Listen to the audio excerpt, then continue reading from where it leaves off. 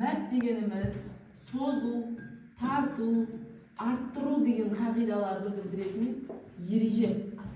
Енді нені созам, нені тартам, нені арттырамын дейтін сұрақ келеді ғой. Мәттің арнайы созылатын әріптері болады екен. Әлиф, уау және я әріптері кейбір жағдайларда созылады екен. Сөзіме баса назар аударыңыз, кейбір жағдайларда, яғни Құранда келген әлифтің бәрін алып бет алды соза бермейміз. Созылу үшін арнайы бір қағидаға бағыну керек. Қандай қағидаға бағыну керек? Әлифтің созылуын түсіндірейін бірінші. Әлиф әрпі ә дыбысын береді ғой. Бізде ә дыбысын беретін харекет қандай? Фатха. Фатха.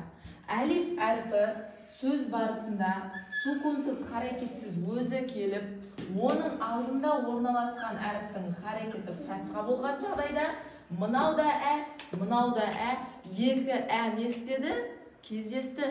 Значит, мына жерде екіге ә деп созады екенбіз. Мысалға мынандай сөз жазып қояйын сізге. Ойбек.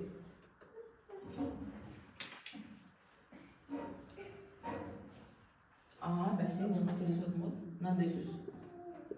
Мәлә. Мимнің харекеті фатха, әлиф өзі тұр.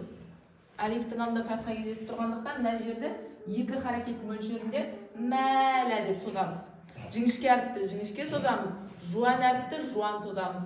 Мысалға, сада.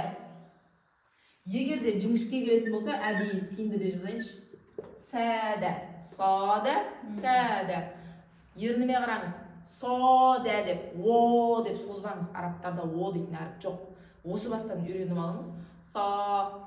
А менен оның ортасындағы бір дыбыс жақ кішкене ашылады. Мына тістің арасына бір саусақ сиятындай мөлшерде ашылады. Сада, қала деген сияқты. Түсінікті? Жуан созат дегенге біреулер шіли оны ұрады да, соля деп ше. Соны